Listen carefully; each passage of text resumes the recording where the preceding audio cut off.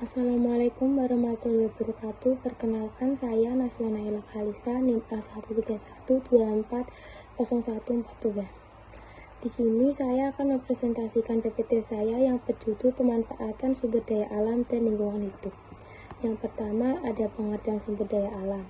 Sumber daya alam adalah segala sesuatu yang berasal dari alam yang dapat dimanfaatkan untuk memenuhi kebutuhan manusia. Contohnya seperti air, tanah, hutan, hewan, tumbuhan, dan bahan tambang. Di sini ada jenis-jenis sumber daya alam. Yang pertama ada sumber daya alam terbarukan, yang kedua ada sumber daya alam tidak terbarukan. Contoh sumber daya alam terbarukan ada air, tumbuhan, hewan, energi, dan matahari. Sumber daya alam terbarukan adalah sumber daya alam yang dapat diperbarui atau tersedia kembali. Yang kedua ada contoh sumber daya alam tidak terbarukan. Contohnya seperti minyak bumi, batu bara, gas alam, dan logam. Sumber daya alam tidak terbarukan adalah sumber daya alam yang tidak dapat diperbarui kembali dalam waktu singkat dan jumlahnya terbatas. Berikutnya ada pengertian lingkungan hidup.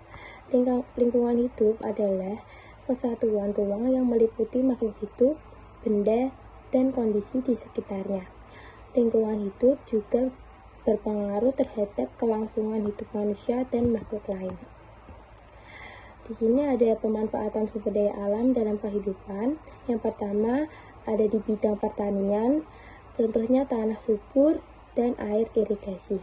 Yang kedua ada di bidang industri, contohnya bahan tambang dan hasil hutan.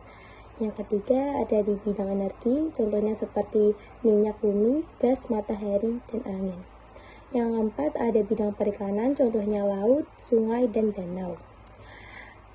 Next ada manfaat lingkungan hidup.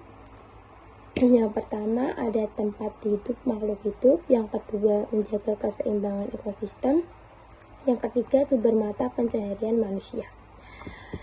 Dan yang terakhir ada dampak pemanfaatan sumber daya yang tidak bijak. Contohnya satu, kerusakan hutan atau deforestasi, yang kedua pencemaran air, tanah, dan udara, yang ketiga banjir dan tanah longsor, dan yang terakhir kepunahan hewan dan tumbuhan. Jadi kesimpulannya, sumber daya dan lingkungan hidup memiliki peran penting dalam memenuhi kebutuhan manusia. Pemanfaatannya harus dilakukan secara bijak dan bertanggung jawab agar tidak menimbulkan kerusakan lingkungan. Dengan menjaga kelestarian alam, sumber daya alam dapat dimanfaatkan secara berkelanjutan untuk generasi sekarang dan yang akan datang. Baik, terima kasih. Sekian presentasi dari saya. Wassalamualaikum warahmatullahi wabarakatuh.